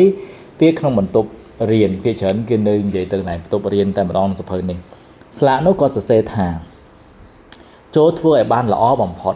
ពាក្យដែលចូលធ្វើឲ្យបានល្អបំផុតទាំងខ្ញុំទាំងអ្នកទាំងអស់គ្នានឹងដឹងថាធ្វើអីឲ្យទៅដាច់គេលើសគេ A+ អីចឹងទៅណាទៅចង់បានកំពូលទេណោះយេអញ្ចឹងយើងចូលទៅអានទៀតខ្ញុំបានសួរសំណួរនេះដល់សិស្សវ័យជំទង់នៅមនុស្សធំអស់រយៈពេល30ឆ្នាំមកហើយប្រតិកម្មមកវិញអ្នកទាំងពីរក្រុមនេះវាដូចគ្នាមិនគួរឲ្យជឿដូចគ្នាតើលោកគ្រូចង់បាននេះដូចម្ដេចហើយហេតុដូចម្ដេចទើបខ្ញុំព្យាយាមធ្វើយ៉ាងណាដើម្បីឲ្យពួកគេបានយល់រឿងនេះដូចជាក្នុងពេលដែលកំពុងក្រោកឡើងតើអ្នកបានប្រើសេចក្តីព្យាយាមមួយល្អបំផុតដែលមាននោះគិតជាភាគរយនៅពេលវេលាទាំងអស់នោះទេបន្ទាប់មកសំណួរបន្ទាប់ក៏បានមកថាធ្វើអ្វីខ្លះតើអ្នកធ្វើអីខ្លះល្អបំផុតតែខ្ញុំសង្ខេបឲ្យខ្ញុំបានឆ្លើយថាធ្វើអ្វីគ្រប់យ៉ាងនៅពេលដែលបានឮដូច្នេះគេគ្រប់គ្នានាំគ្នាស្ងប់ស្ងាត់មួយសន្ទុះចាត់ទុកជាសញ្ញាមួយដ៏ល្អបន្ទាប់មកទៀតខ្ញុំបាននិយាយថាល្អណាស់ខ្ញុំយល់អ្វីដែលអ្នកកំពុងគិតហើយសំណួរមួយនេះធ្វើឲ្យមនុស្សត្រូវប្រើគំនិតដើម្បីជំរុញការពិភាក្សាគ្នារយៈពេលវែងនិងមានសារៈប្រយោជន៍ចំពោះអត្ថន័យនៃពាក្យថាធ្វើឲ្យបានល្អបំផុតនេះពាក្យមួយម៉ាត់ហ្នឹងគឺត្រូវពិភាក្សាគ្នារយៈពេលវែងមុននឹងអ្នកណាម្នាក់ហ៊ានផ្ដល់ចម្លើយនោះចម្លើយដែលមានហេតុផលអាចកើតចេញមកអំពីការជជែកវែកញែកគ្នាតើអ្នកធ្វើឲ្យបានល្អបំផុតបានដូចម្ដេចបើអ្នកកំពុងមើលទូរទស្សន៍ឬខ្សែភាពយន្តឬក៏កំពុងអង្គុយលំហែកាយនិងនិយាយទូរស័ព្ទទៅដើរលេងស្ដាប់តន្ត្រីពំនោះសោតកំពុងទស្សនាការប្រកួតកីឡាបាល់ទាត់ឬទង្វើផ្សេងទៀតមានអ្នកខ្លះបានបង្ហាញទស្សនៈដែលមិនធ្លាប់ផ្លាស់ប្ដូរពីមុនមកថាបើពួកយើងធ្វើឲ្យល្អបំផុតគ្រប់ពេលវេលាក្នុងចន្លោះការធ្វើការងារដែលនិយាយមកទាំងអស់នេះនោះយើងប្រហែលជាប្រកាសប្រជាថានឹងតឹងរឹងពេកហើយអាចនឹងធ្វើឲ្យអ្នកជុំវិញខ្លួននោះស្អប់យើងថែមទៀតផងតើអញ្ចឹងមែនអត់មិនចាំបាច់សង្ស័យទេថាតើយើងចាំបាច់ត្រូវយល់ស្របគ្នាជាមុនតើអ្វីទៅជាអត្ថន័យនៃពាក្យថាធ្វើឲ្យល្អបំផុតនេះតែមុននឹងចាប់ផ្ដើមរឿងនេះយើងត្រូវពិភាក្សាឬក៏ពិសោធន៍ឲ្យឃើញច្បាស់ថាតើអ្វីទៅមិនមែនជាអត្ថន័យរបស់វារឿងដែលសំខាន់គឺត្រូវបង្ហាញឲ្យឃើញថាវាមិនមែនសម្រាប់ភាពប្រកបប្រជានិងតឹងរឹងពេកទេព្រោះអាការៈទាំងអស់នោះកើតឡើងនៅក្នុងពេលដែលយើងមិនអាចធ្វើបានល្អបំផុតទៅវិញការធ្វើឲ្យបានល្អបំផុតមិនមែនសំដៅទៅរកការធ្វើកិច្ចការណាមួយក្នុងមួយថ្ងៃ18ម៉ោងមិនព្រមសម្រាប់ឬការទទួលទានយ៉ាងប្រញាប់ប្រញាល់ក្នុងពេលធ្វើការឬក៏ជាមនុស្សមានចិត្តតប់ប្រមល់ផ្ដាច់ខ្លួនចេញពីគ្រួសារនិងមិត្តភ័ក្តិនោះទេវាជារឿងមួយផ្ទុយស្រឡះព្រោះការធ្វើឲ្យល្អបំផុតនេះជារឿងមួយដែលយើងបានធ្វើឲ្យពេលយើងមានភារកិច្ចលំបាកបំផុតក្នុងជីវិតការធ្វើឲ្យល្អបំផុតនេះមានពីរចំណុចទី1គឺដាក់ផែនការចំពោះខ្លួនឯងឲ្យបានត្រឹមត្រូវទី2ប្រើជីវិតតាមផែនការទាំងនោះទោះបីស្ថិតក្នុងស្ថានភាពយ៉ាងណាក៏ដោយឡែកនេះខ្ញុំឧទាហរណ៍ជាក់ស្ដែងដូចខ្ញុំពងអានមិញសត្វអាឡុកផងចាបផងនេះពេញនឹងឮសំឡេងចូលក៏តែខ្ញុំអត់បាយអារម្មណ៍ខ្ញុំនៅតែអានឲ្យអ្នកទាំងអស់គ្នាស្ដាប់ដដែលអានេះក៏ជាការប្រើជីវិតតាមផែនការរបស់ខ្ញុំដែរទោះបីក្នុងស្ថិតក្នុងស្ថានភាពណាក៏ដោយខ្ញុំត្រូវតែអានឲ្យល្អបំផុត bạn chẳng nên thì họ sẽ đai một mình mấy lưu dùm lệ chứ nó ok nè ai phơ ai bàn là bằng phật bán tua bay cái không pe sầm rã rồi chuột mình đâu tiền lại hai chặt tục chịp thích ca môi mình ai khoa bàn đò rạp ná nè yộc pan ca đại nè ban cầm nọt tục ni hai chị ăn tận này bất bạc cọt không ca phơ ca như ai bàn là bằng phật tua bay nè thất nơi tì ná nè ban phơ vậy khăn nè thất nơi chỉ môi nằng nè na còn đau chốt phơ ở là bằng phật đám tam đại nè ai phơ tại bàn pe cầm nọt cô đang ở chỗ ba ló dưỡng co đồng ត្រឡប់មករកសំណួរដែលសួរថាតើអ្នកបានធ្វើឲ្យល្អញឹកញាប់ប៉ុណ្ណាចម្លើយមាន 25% និង 95% ដែលមនុស្សធំមានចម្លើយច្រើនជាងព្រោះសិស្សរបស់ខ្ញុំដែលជាមនុស្សធំសុទ្ធតែមានថ្មីដៃក្នុងធុរកិច្ចនិងបានទទួលការគ្រប់គ្រងពីអាជីពផ្សេងៗនិងការត្រៀមខ្លួនគ្រប់ពេលវេលាក្រោយពីពួកគេបានប្រាប់ពីអំពីតួលេខពួកគេបានសួរសំណួរត្រួសថាតើយើងកណនីដូចម្ដេចខ្ញុំបានសួរទៅសំណួរមួយទៀតហេតុអ្វីបានធ្វើបានអ្នកមិនធ្វើឲ្យបានល្អបំផុតតាមដែលអ្នកអាចធ្វើបានពួកគេគិតមួយសន្ទុះធំហើយជាសញ្ញាបង្ហាញពីគំនិតដែលខ្ញុំចូលចិត្តបំផុតចម្លើយដូចគ្នាដែលភាគច្រើនខ្ញុំទទួលបានគឺមិនសូវស្រួលនឿយហត់អារម្មណ៍មិនល្អនិងខ្ជិលច្រអូសខ្ញុំបានទាញយកសំណួរពួកគេចំនួន2មកថាបានអ្នកមានការហត់នឿយមិនសប្បាយចិត្តអ្នកក៏អាចធ្វើឲ្យល្អបំផុតក្រោមស្ថានភាពខុសគ្នាចម្លើយខ្ញុំបាននិយាយដោយទឹកមុខស្រស់ស្រាយនិងមានអារម្មណ៍ល្អតែវានៅតែមានអត្ថន័យដដែលអារម្មណ៍មិនល្អខ្ជិលនោះនឹងជាផ្លូវមួយដែលត្រូវជ្រើសរើសយើងអាចជំរុញខ្លួនឯងឲ្យមានអារម្មណ៍ល្អបានហើយយើងក៏អាចជ្រើសរើសធ្វើជាមនុស្សម្នាក់ឧស្សាហ៍ព្យាយាមបានដូចគ្នាតាមការពិតវាគ្មានចម្លើយល្អសម្រាប់សំណួរនេះទេមិនធ្លាប់មាននិងគ្មានហេតុផលមួយណាសម្រាប់សេចក្តីព្យាយាមយ៉ាងពេញទំហឹងនោះឡើយជីវិតពោពេញទៅដោយរឿង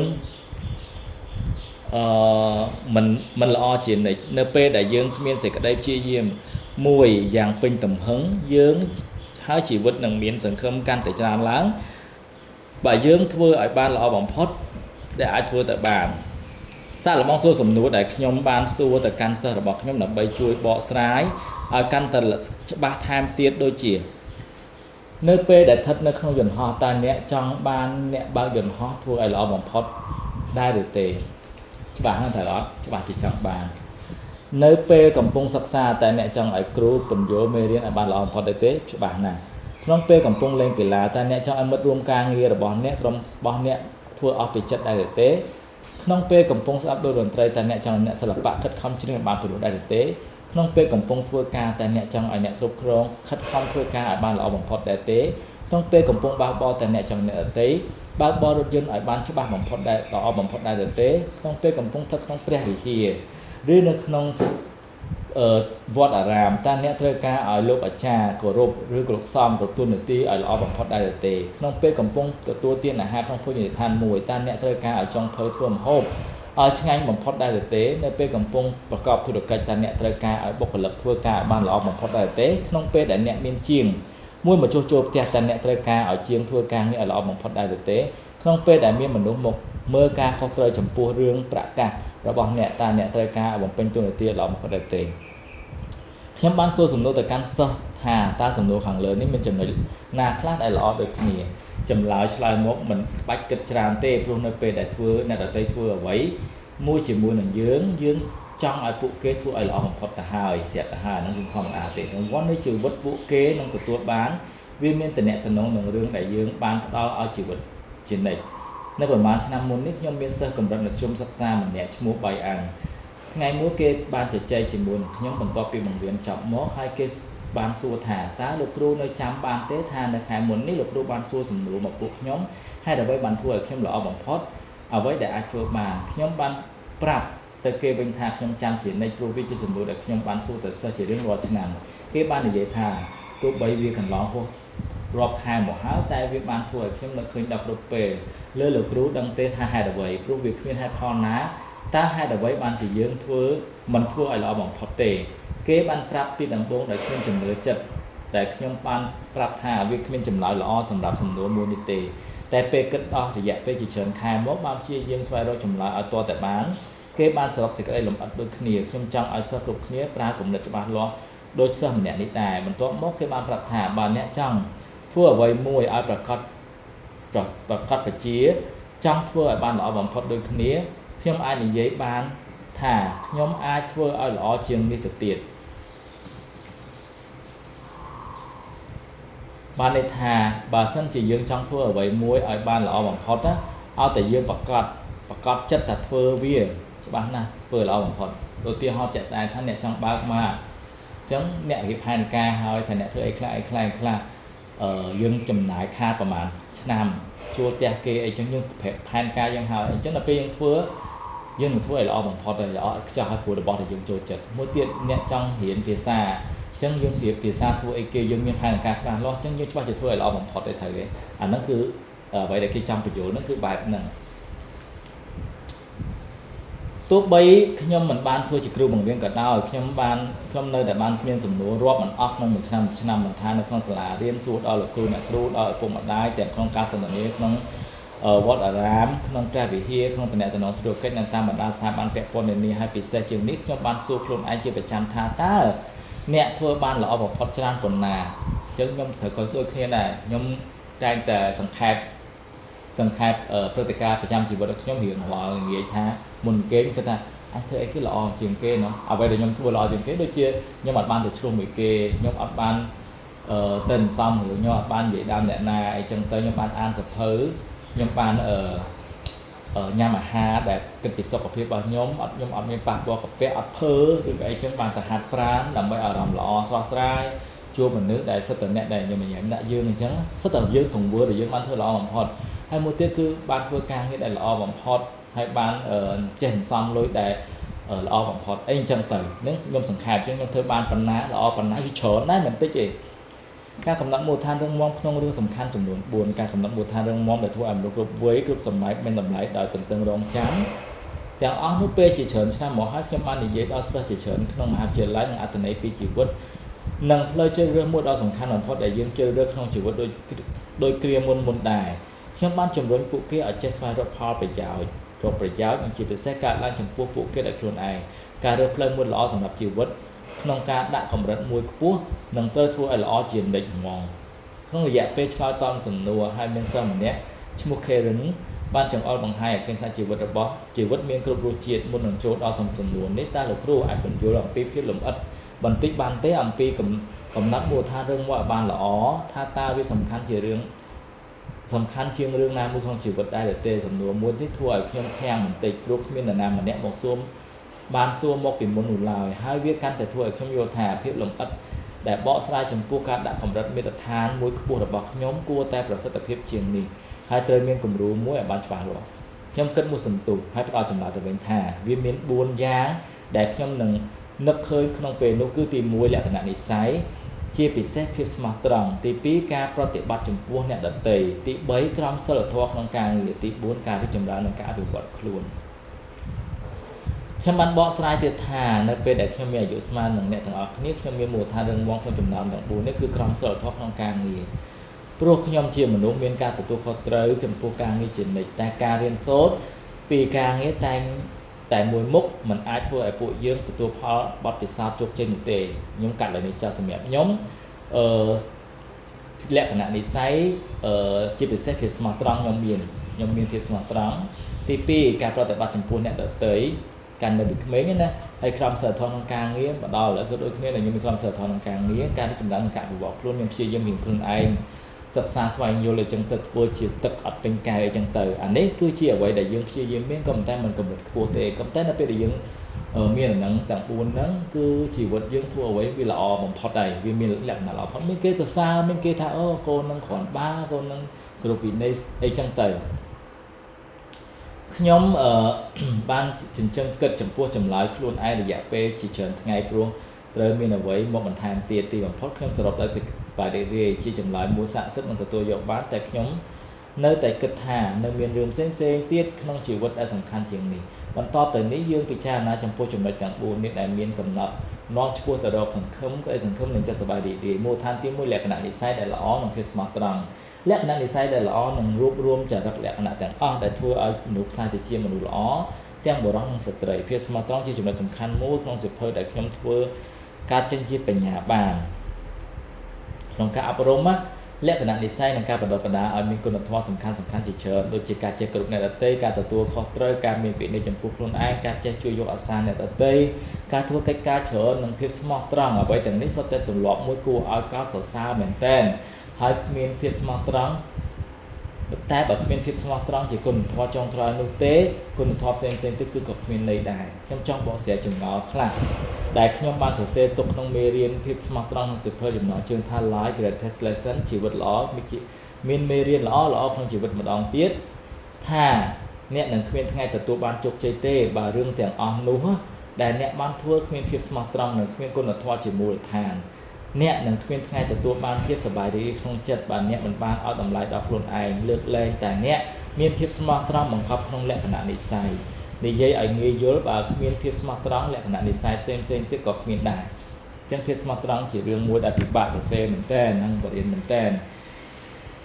វាអាចងាយស្រួលនិយាយក៏ប៉ុន្តែតើអ្នកទាំងអស់គ្នាអាចធ្វើបានដែរឬអត់រឿងដែលបន្ថយបន្ថានខ្លាំងឡើងគឺជំនឿថាពួកគេម្នាក់ៗសុទ្ធតែបានធ្វើដូចគ្នាទាំងអស់រឿងនេះជារឿងពិតមួយដែលមានតំណែងទៅបញ្ជីចំណូលចំណាយអាហ្នឹងតកតងចំណូលចំណាយបញ្ជីធានារ៉ងបើនិយាយមែនតើតកតងនឹងលុយកាក់តើយើងមានភាពស្មោះត្រង់ឬអត់សក្តិភាពឬអត់អញ្ចឹងអ្នកទាំងអស់នេះអាចវិភាគខ្លួនឯងអូខេចូលដល់មូលដ្ឋានទី2វិជាសាស្ត្រប្រតិបត្តិចំពោះអ្នកដទៃចូលប្រតិបត្តិចំពោះអ្នកដទៃដោយដែលអ្នកមានបំណងល្អឲ្យគេប្រតិបត្តិចំពោះខ្លួនឯងអញ្ចឹងវាអត់ខុសគ្នាពីអ្វីដែលយើងនិយាយថាចេះយើងចង់ឲ្យគេធ្វើដែរយើងតើយើងធ្វើចឹងដាក់គេដែរខ្ញុំបានរៀនសារលបងយើងអាចព្យាយាមឲ្យគេមកធ្វើល្អដែរយើងតែយើងធ្វើអាក្រក់ដាក់គេទេអញ្ចឹងតែយើងបញ្ចេញធម៌ពលអវិជ្ជមានទៅគេបញ្ចេញឲ្យយើងវិញធម្មតាអាហ្នឹងគឺជារឿងធម្មតាមកមានគំរូខ្លះដូចតទៅនេះដែលយើងគ្រប់គ្នាសុទ្ធតែបានទទួលជាទូទៅចំណុចខ្វះខាតទាំងអស់មួយបានធ្វើឲ្យយើងដឹងថាការរស់នៅប្រាសចាកពីច្បាប់មាសមួយធ្វើឲ្យជីវិតជួបតែការលំបាកខ្លាំងឡើងដូចជាភាពខ្វះភាពទន់ភ្លន់ទី1គឺខ្វះភាពទន់ភ្លន់ទី2គឺខ្វះភាពអំណត់មិនចេះជួយយកអាសាគ្នាដោយសារអីវាអត់ជួយយកអាសាគ្នាអាសាម្នាក់គឺទៅរៀងខ្លួនហ្នឹងទៅអត់មានភាពអំណត់តកតពីភាពអំណត់នេះសំខាន់ណាស់មិនថាសភៅណាគេតែងសរសេរប្រាប់រឿងហ្នឹងរឿងដែលសំខាន់ត្រូវចងចាំគឺបុគ្គលដែលមានចរិតនិយាយល្អមានជំនាញចងសម្ព័ន្ធភាពដ៏ល្អមួយអាចបង្កើតភាពខុសៗគ្នាបានដែលដំណើរប្រព្រឹត្តទាំងឡាយដែលមាននៅជុំវិញខ្លួនយើងមិនមែនជាហេតុផលដែលត្រូវកាត់បន្ថយមូលដ្ឋានរឹងមាំដែលសំខាន់របស់យើងឲ្យធ្លាក់ចុះទេរឿងដែលសំខាន់គឺត្រូវរក្សាអំណាចគ្រប់គ្រងជីវិតរបស់យើងឲ្យបានល្អប្រសើរពួកយើងត្រូវតែគ្រប់គ្រងខ្លួនឯងគ្រប់គ្រងការចង់បាននិងសេចក្តីប្រាថ្នារបស់យើងឃើញទេឲ្យបានល្អហើយយើងត្រូវប្រតិបត្តិចំពោះបុគ្គលដទៃឲ្យល្អប្រសើរដូចគ្នាមូលដ្ឋានទី3គឺក្រមសីលធម៌ក្នុងការងារបានមនុស្សម្នាក់ត្រូវគេមាក់ងាយថាជាអ្នកបោះសម្រាមតាមផ្លូវតែក្នុងនេះធ្លាប់មាក់ងាយអត់ទេខ្ញុំអត់ដែរមាក់ងាយគេនោះក៏គួរជាអ្នកបោះសម្អាតដោយដែល Michael Angelon បានគូររូបឬ Beethoven ជាអ្នកនិពន្ធបទភ្លេងឬក៏ Shakespeare ជាកវីនិពន្ធគេគួរបោះសម្អាតផ្លូវឲ្យបានល្អដើម្បីទទួលទេវតានិងមនុស្សឈប់មើលហើយនិយាយថាទទួលទេវតាហើយមនុស្សម្នាឈប់មើលគេហើយនិយាយថានៅទីនេះមានមនុស្សបោះសម្អាតផ្លូវដ៏ល្អមួយរូបមានទូនាទីល្អប្រសើរហ្នឹងឯងមើលងាយទៅសម្រាប់រស្មីអាណិតគេវិញទៀតឲ្យគេទៀតអាហ្នឹងបែបចឹងព្រោះគេជួយសម្អាតឲ្យយើងហ្នឹងនៅពេលដែលអ្នកបានអាននៃល្អជាខាងលើនេះហើយសូមត្រឡប់មកអានវគ្គខុសគ្នាបន្តិចដោយកាត់ចេញពីពាក្យថាអ្នកបោះសម្រាមចេញទៅហើយមកជំនួសទូនាទីមុខតំណែងរបស់អ្នកហើយក្នុងពេលនេះវាមិនខុសគ្នាឡើយមិនថាអ្នកជាសិស្សបុគ្គលិកក្រុមហ៊ុនគ្រូអ្នកដឹកនាំនិយាយទៅបើយើងអានសភៅនេះអ្នកទាំងអស់គ្នាត្រូវមោទនភាពសម្រាប់ជាតិខ្លួនឯងដែលគេនិយាយដដែលហើយកុំបន្ទោសប្រទេសយើងកុំឲ្យតម្លៃទៅយើងអាក្រក់ណាស់សពគេក៏មានអញ្ចឹងដែរអាក្រមសីលធម៌ហ្នឹងអាសពគេហ្នឹងគឺខ្លាំងជាងយើងទៀតវាមិនមែនថាអត់មានទេមូលដ្ឋានទី4ការរីកចម្រើននិងការអភិវឌ្ឍចំពោះខ្លួនឯងខ្ញុំធ្លាប់លើកមកថាមានការពិតណាមួយស្មើនឹងសមត្ថភាពរបស់មនុស្សដែលបានលើកកម្ពស់ជីវិតរបស់គេដោយសេចក្តីព្យាយាមនិងមានសតិឡើយថ្ងៃនេះខ្ញុំមកអានសភៅនៅផ្ទះមានចាបមានរលកមានគេស្វាតដំអូឬចូលពេញនឹងទាំងអស់អានេះដល់វគ្គដែលធ្វើមិនល្អបំផុតណាភាពអត់ធ្មត់អំណត់កំពុងអានឲ្យអ្នកទាំងអស់គ្នាឥឡូវយើងមានមកធ្វើឲ្យយើងមានអារម្មណ៍ថាអូយដល់កងរំខានហើយវាយចូលរំខានមែនទេhọ đó ăn trong là nó hiểm nùng cà phê ở đấy nhưng mà ăn chẳng như sầm lấy sọc vai sọc dạng lấy cho vào trong đèn tịnh ở dưới họng tịnh ok này trong này trong để chia sẻ phần khi dân châu to tiếp của mình ở đó một thang ca đi chậm rãi áp vật luôn ai nên hãy kinh vậy thang trong trọp lưới một thang miền ca bật nam môi man làสมรรถภาพบluôn tê đại banเลยกับพวกชีวิตบเก๋ได้สิ่งได้ชี้ยิ้มอย่างมีสติอันนี้ยมbạch an tiết kê còn là phải phần nắng cố là một tiết cứ bằng tham phép rừng món để cho sai chủng được khoác hạt kẹt tôn nâng ca bằng tham phép rừng món chủng được khoác hạt nhưng xong an lại nên muốn để kê gì tha cá phê về nỉ là bao dương ban tự tua ca xoa công mình mẹ miền tây dương ban vừa với đại dương ban buông xuống tê đại dương ban xa là bong vừa với đại dương miền sầm mặt tập phép ai vừa bàn bằng tham phép rừng món đo sai bằng nhà nó tiêu họ đôi gì dương cho bẹ lôi tình địa kia tiêu họ hỏi sẽ tập bê hỏi miền Bắc nhà khá là chứ nhưng thời bậc tham phép đơn môn để nhiều tiêu ho hỏi để dục dây mình nhẹ có ban xong thế còn thao về để có chia yếm mò du hai để miền nào đăng nó còn mà tạm bất thời o con làm mùi tục tục tiết á ban thời có ban kết đăng tha chịu vứt tại của bạn này có to su mà mình làm mơ khơi tề có to su đang mình trơ ca ở này cái chuối đấy nhưng gì tiêu ho chạy sai chân mỏng anh nó có bậc tham phép đơn môn đo sai chuẩn bị khoa khát bao qua đây nó lấy nè lấy cho một tiệt miền cô đài là khi là cách sầm đạp chỉ vật pe pin lên bán cứ thời miền cô đài nên miền đầm lấy cho đo phép sầm khán đo nẹt đặt tê ở ban chọn trường luôn khi là cách chỉ tuôn được tin bị xe vào mình đại từ tua kho tới hai chỉ riêng đại tới prom riêng kia khi là cách to luôn không chỉ vật ở ban nẹt chỉ tuôn được tin dạng pin chất ở ban nẹt hai tới ban chỉ riêng tranh một muối pi bị vô đằng mẹ tha thiệt mai vậy muối ở tới ca làng hay tới thua ở miền ban sầm đại không chỉ vật tiệt chơi rơ chia một đối đại miền cô đài hay buộc bia thua cái ca nó ở ban là o xà khi là cách không chỉ vật ở ban nẹt cứ nẹt là con chỉ lưới nhom để giấy nhom tha chỉ vật chỉ khi là cách đại mình một thế chớn ba chi diêm ho ha nằng ban phân ai tên lơ đà rang pe về lia pro mình thọp ban vô vào vùng riêng nhom sông dễ sẵn khai lại nên mình 300 ai an thế thua ní sầm nấu kê đi thọp pi chỉ vật ấy trong tay phù ở tết tôm nằng ở cố đái bia việc khóc nia chơi thua chìm rồi mình cố đái nó về dương trong thua ấy dương là tia ho thay mẹ nhưng tia ho đại làm bây giờ dương ở vậy việc cũng ở vì chân ái nè tha cố đái bỏ nhóm tới ngày mốc nhưng nằng trôn thì vót nơi dụ ở hà sập chẳng bìa lại tới đó nó là vì thời trai pe mà đọc cho nằm chẳng nhóm thời tật là ai dụ trôn thì vót hà sập nhóm thời tầm miền lối một hay sam sập mờn thì họ nơi không con làm bệnh chăm chỉ vật luôn ai bờ sân chợ miền pẹ bị vót nhóm ai lụa ảnh năng tranh máu đứa cặp ba cái năng tranh máu bàn chứ nhóm thời do lối tục lại nè nhóm miền cô đai nhóm mộng thay nhóm thời thưa mày chứ nhóm miền đằng xăm tục thời ấy xăm tục đại lấy ná làm bây ở vía càn là chứ nhóm tinh ban kỵ hồn xăm tục thời dạ pe một tọt đào pe nhóm chết cha trôn vót lôi thằng on hơn việc càn máu nhóm cho mà trai thay bởi nhóm trai nó mặc hai tập bây hồi nhưng mà đúng bàn on nhom lụa nằng máu nhom lụa rô ban ớt nó pe nó đọc cho năm khối khúc gia là nhom tính ai nằng càn anh ấy chia với đại dương rùng phân tục miên cô đã cho bà lo hành chấn buộc bia thưa ca nguyên nó xong chỉ họ ngày tiền lợi tới tinh pe về lý ấy chấn nó trai vi mình chia cái hình xong tục đặt đòn chân tới dương từ tụ bàn ấy mỗi đại dương trong bán nơi đọc cho năm khối à lợi nó nè khác có bàn xong ta còn miên lôi con trai chởn có tinh được bỏ ok có lọ và bia thêm mình dướng miền Tây Hà để sao dương mình lọ để kê thời để tay cứ còn bia thêm mũi kê với bia thiếp nhom vỏ ngay nhom bia thiếp tận lôi nhom can được không cần nhẹ ní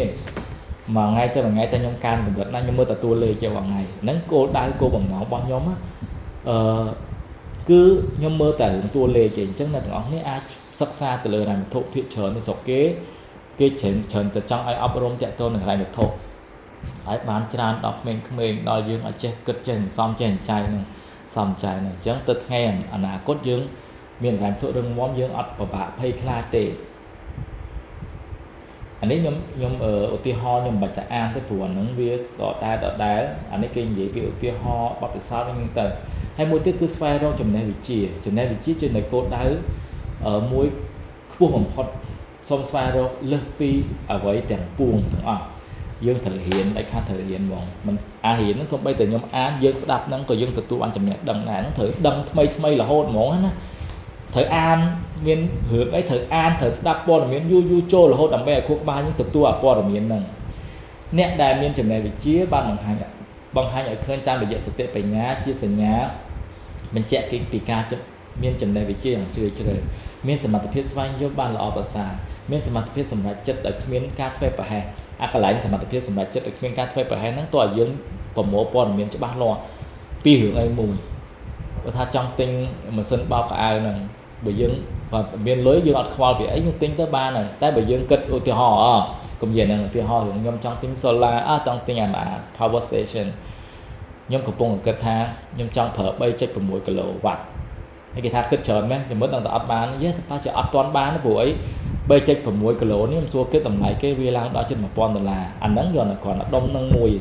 còn tay nhưng mà phẩm mổ phơi bị nãy dương ái do phơi bị rọt bàn có bàn tay bởi dương ở trong ban phơi bị gọi là tham một pô miền Pành Hà, ô tiêu hò cả những đại phơi nhưng mình ăn dương mình thời do pi từ ngày trước nhưng thời do bật solar thì bật solar nhưng thời do cũng ráng ná làm bây giờ túc chừng mỗi 3 kW nè chẳng thời tinh chừng luôn phần màn ta bật trên những cục ọt chẳng tham tiếp với châu pi 7 pi pon là lại hà ta dương cô từ tinh đông nó được gọi kia mà set ai mỗi chừng này buôn pon thì anh nắng cứ sắp tới đứa là dương thành kịch chẳng muốn là dương vừa ban chụp chơi miền cô bằng nó cô đa hai miền chừng này bị chế phần mô pon là miền cục trùng chuối hái mưa là tập hiệp này bật chích bao dương dương thôi bán dương thôi hướng vi miền tập pan năng chơi chìm nút xoay đó chừng này bị chia chứng hiện tôi thể hiện nhóm đó đăng thang ở là muốn xua kê thang này bay cái lỗ vặt nó phơi nó tận đăng thì sẽ đây tiền nè chen nè nè lụa nó thì sẽ đây dương viền trang lại dương thay dương là ngủ mà bây giờ xa hiệp thay nhau đã đăng tê tẹt tông của pon phơi trước nhưng mà xoay xoay chơi mơ từ mơ ấm pe mơ vặt mơ vol mấy ba là năng viên thử cùng kia mấy sắc xa làm chiêu các bà hãy bỏ cho tới còn sắc xa làm sao tiện mẹ cái pe khác dương step thì dương tục sân tử dương cùng khầm khu các bà pe khác bị cái đá ấy anh nó cứ ở vậy để nhom trong phép cứ bạp nhân giống cả thua trong đà trên đây vị trí việc sai lừa dụ đà nó đôi kia trên đây vị trí việc sai lừa dụ đà trên đây vị trí các tranh khu các bà là chấn bom pon khu bà là kêu nhà bạn cục khoán hạt pran chỉ bị xe làm bè dương stress nâng cho nên vị trí cá trên thì bóp này thằng học ní có ai chia cho nên vị trí mũi đây cá đào từ một cá đào phơi ní miền Pành Hà cá chi tam phơi ní ở môn miền Pành Hà đó có chia bóp để dương long phát tiền nặng màu chẳng hạn nè yeah ok cho nên vị trí buộc cho nên vị trí nâng buộc lực lẹ nào đó bỏ giường cho nên vị trí cứ ní thì ba nâng riêng bóp thằng là pro miền cùng đất chỉ tròn cho nên vị trí mình chỉ lẹ nào thì sẽ tìm đối tê tam tất viên miền lầm đặtในคนสัมผัสxemได้มีแต่เนี่ยตนองเป็นวิธีสร้างสำลังไปพบโลกบอมมันต้องในวิธีสร้างของการแปะปอนจมูกนองเบียฉะนั้นวิธีไอ้บางท่านจะในไอ้บ้านในเพลย์จีเฉิมxemขณีได้มันสลับสลับข้ามพอดคือบุคลิกแหละขนาดละอประสาบุคคลมีฉะนั้นวิธีกรุ๊ปนี้สแต่มีจำนวนแบบในตัวใบเฉียบานมันบานเป็นลิงโดยเนี่ยละใบละบานก่อนดาวมวยบุคคลได้มีฉะนั้นวิธีเกเรียนมวยชีวิตเกเรียนละโหดจัดđại lý với cho nên tại trong riêng mình thay vào vậy với lại thay chuyện này trong cái mấy cái trong đăng trong chơi trong đăng tới tp nè bên trên này vị trí ban trai đầm lấy đăng này từ ban ồ lại nhưng mà trong sao phụ nhân của phong trai đấy là tạo hết cái thay nhưng bên trên này vị trí đó á ok mà tê nhưng mà hiện được tua tê còn thá nhóm chia dân trai đầm lệ vì ở vậy được nhóm nhóm chết nhóm vô nhóm biểu tiêu họ chạy sang class thời class khó class chừng xem nhập đây thằng ốc này còn một cái vật can chứ để tụi ốc này ai tới biệt thiệp làm hết biệt thiệp nông thổ chỉ vật bọn này tụi ốc này tam bài pen này tụi ốc này đã tới hết này đó hết có ai trai bỏ từ sau tôi này đã tới đài anh nắng con này tụi ốc này miền trên này bị chia đài ta đấy nhóm an hết miền làm để luôn thấy mà chứ mà xa tới gì ok ban chỉ chơi cái này chỉ muốn nâng nhẹ miền tại nhà viên với biệt đôi chỉ ban viên đọc cho nằm chẳng okบุคคลมีนจำแนกวิจีเรียนซาตลอดยาเพียบต้องจีวัดจีรอทั้งไงโจปราจีวัดมีนอ่อนมีนตลอดยาเพียบเรียนคลาสเกิดคลาสเตอร์โจกูรูปหนึ่งพัดปัวพร้อมแต่งสายเชียงรวมเลงช่วยการเงินคลาสเตอร์ย้อมอัดบานหรือมันย้อมตันเนปีการเงินม้อยย้อมนิพนธ์ย้อมนิพนธ์จะบีนั่นมันจึงใจให้เตยยังใจแต่งกับน้าผมแต่ยังโชว์สักเพลงปีเกมไม่ก่อนตลอดป่ะcái hai cái cover cái cầm đắng hay dân chuyện thì kho tục từ anh ấy chia là bạn làm sao bao nhiêu cáp cho nó môn là ở tề là bạn làm sao bạn nhớ sẽ áp sầm lệnh thò một chiết hay hạt pran đà lùm sân lướt đồng tay lướt ai dân tề pi ở buồn bộ cô mình trên này bị chiết chìm núi smart trăng ô lại ní nhom trong vậy tha สมัยแล้ววิปบาทได้ យើងខ្ញុំតែក្នុងសភៅគេនិយាយចឹងតែខ្ញុំអត់ឲ្យអ្នកគិតស្រូគិតត្រង់ដោយសភៅឯងអ្នកត្រូវគិតថាមានសមានខ្មៅអ្នកមានចំណេះវិជ្ជាខ្លះអត់ល្អហេតុអីខ្ញុំធ្លាប់ស្គាល់ខ្ញុំធ្លាប់ក្មេងឡើយខ្ញុំក្មេងពីមុនតាណាខ្ពស់ខ្ញុំទី1ឆ្នាំមកដល់ឥឡូវក៏នៅតែគុំតែរៀងបែកដែរដោយសារអីពេលខ្លះចង់ឲ្យគេគាត់បើកកន្លែងអានសភៅហើយមានលក់របស់របរតែកន្លែងគាត់បើកអត់ដាច់ដោយសារអត់មានមនុស្សទៅអានហើយក៏ផុសឌីលអ្នកដល់ទៅអានសភៅរាល់ថ្ងៃអញ្ចឹងវាឌីលប៉ះដល់អ្នកកំពុងស្ដាប់ខ្ញុំដូចគ្នាហើយខ្ញុំក៏ខ្ញុំបានទៅដែរតែខ្ញុំអានខ្ញុំ record ហើយខ្ញុំអត់ដែរផុសពីសភៅនៅក្នុងអីបណ្ដាញសង្គមទេតែខ្ញុំអានខ្ញុំផុសចែករំលែកតែគាត់អត់ទេគាត់ចែករំលែកគាត់ចង់ឲ្យគេទៅអានឡើងគាត់តែគាត់ផុសឌៀមដានឌឺដងគេឌីលគេអ្នកអត់អានសភៅខ្វះចំណេះវិជ្ជាសម័យនេះក្មេងៗឥឡូវដូចជាធ្លាក់នៅក្នុងនរកអីចឹងទៅជប់បុគ្គលមានចំណេះវិជ្ជាជំនួសស្មោះត្រង់ខ្ញុំសួរថាស្មោះត្រង់អត់និយាយត្រង់ពេកទេបុគ្គលមានចំណេះវិជ្ជាគួរតែដាក់ថាជាមនុស្សដែលគួរតែចេះពន្យល់ហេតុផលរកឧទាហរណ៍ឡើយនេះខ្ញុំមិនបាច់អានអីទៀតទេនេះគ្រាន់តែខ្ញុំបដិសេធចំណុចនេះមួយអាចនឹងស្មោះត្រង់អាចមានថា 70% ស្មោះត្រង់គាត់និយាយត្រង់អីចឹងទៅទី5បុគ្គលមានចំណេះវិជ្ជាជាមនុស្សគួរឲ្យគោរពបើគាត់ចេះគួរគាត់ឲ្យគោរពក៏តែខ្ញុំសួរថាអ្នកទាំងអស់គ្នាច្បាស់ជាអ្នកអត់បាច់ជួបទេអ្នកខ្លះ CEO CFO មានចំណេះដឹងខ្ពង់ខ្ពស់តែមិនគួរឲ្យគោរពទេខួរក្បាលអក្រក់កន្លែងធ្វើការក៏ដូចគ្នាមានចំណេះខំប្រឹងរៀនតែល្បិចបង្កើតបពពួកបង្កើតផលប្រយោជន៍របស់ខ្លួនឯងអាហ្នឹងមិនមែនជាមនុស្សគួរឲ្យគោរពណាជាមនុស្សគួរឲ្យស្អប់ហ្នឹងកន្លែងនេះគឺខ្ញុំអត់គ្រប់ត្រដែរតែអូខេអាចមានដែរ 70% ខ្ញុំឲ្យ 70% ចាស់ទី6បុគ្គលមានចំណេះវិជ្ជាជ្រើសរើសគំនិតល្អខ្ញុំក៏គ្រប់ត្រដែរឲ្យ 70% ទៅឲ្យដល់ 80% ចុះ 20% ទៀតអ្នកមានចំណេះមែនតើអាចនឹងជ្រើសរើសរឿងអត់ល្អឲ្យយើងធ្វើវិញដើម្បីបំផ្លាញយើងត្រូវប្រយ័ត្នដាច់ខាតអញ្ចឹងយើងត្រូវតែមានចំណេះឲ្យខ្លួនឯងហ៊ានសិក្សាឲ្យខ្លួនឯងស្ដាប់ស្វែងរកព័ត៌មានឲ្យខ្លួនឯងហើយយកពីអ្នកមានចំណេះគេឯងហ្នឹងយកមកវិភាគថាអូគេនិយាយត្រូវអត់និយាយត្រូវយកនិយាយមិនត្រូវអត់យកដូចខ្ញុំអញ្ចឹងខ្ញុំអានហើយអត់ត្រូវរបស់ខ្ញុំនិយាយថាប្រាប់អ្នកនរគ្នាអញ្ចឹងទៅខ្ញុំគិតថាអត់ត្រូវ